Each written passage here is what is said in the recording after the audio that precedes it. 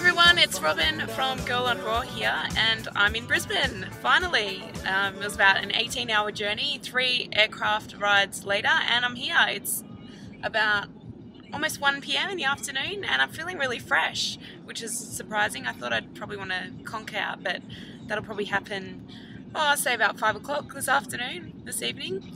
And we're stuck in deadlock traffic. It's Saturday, Boxing Day, and everyone wants to go to the coast, which is where we're heading to spend the next couple of days for some R&R. So yeah, not really much to report except my flights were quite smooth actually. I flew from Bahrain to Abu Dhabi and waited there for a couple of hours on the ground till Christmas Day. Then caught another flight from Abu Dhabi to Singapore and had a half an hour turn there, and then flew direct from Singapore to Brisbane, and pretty good flights actually. The first longer flight, which was from Abu Dhabi to Singapore, I really struggled to sleep because the seat in front of me was touching my knees the whole time. So I smiled sweetly and asked for emergency exit row seat if there were any available, which was surprising because being this time of year there was plenty of passengers. So I managed to get a really good seat for the flight back to Australia, so I slept the majority of the way because I wanted to try and hit the ground running when I got here, which is what we're doing now. What else? I can cut this out. What else can I talk about? What I ate? The food along the way was pretty boring because I didn't prepare very well. I didn't take any. I took some fruit with me. Took some clementines and an orange, but because I intended to sleep the whole way, I didn't really bother. Didn't really worry too much about having my food packed like I normally would. Had some green tea when I first woke up this morning, about an hour out of landing. So I think that really, helped me. Oh, that's another thing that I said really helped.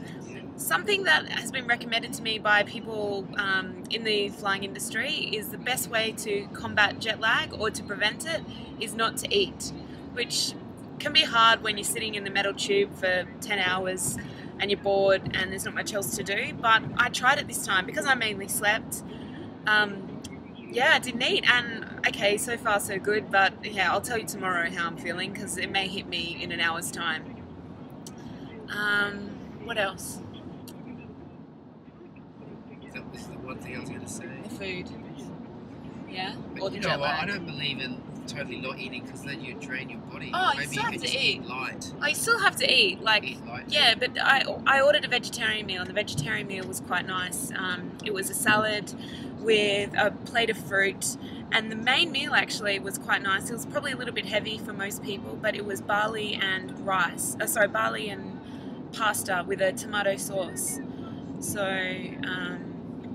it was nice. It was just what I needed just out of Singapore because I was starting to get a little bit hungry because I hadn't eaten anything from Abu Dhabi to Singapore, which is like an 8-hour flight, but I was sleeping. So what else?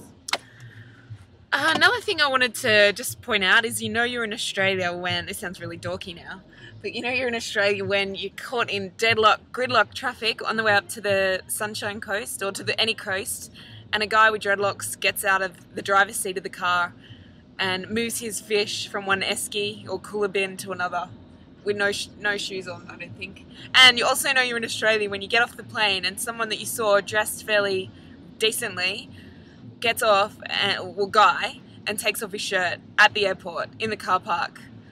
That's Australian, isn't it? Oh no, I meant to comment.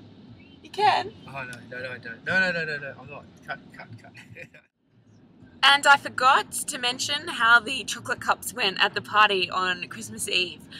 They were a hit. They were really great. There were a lot of Americans there, and I told them that they were my version of the Reese's peanut butter cups, and they were pretty impressed. I think when I told them they were raw, well, they weren't raw. When I told them that they were vegan, they were all a little bit like, but they really enjoyed them. So I think the Lindt chocolate made them.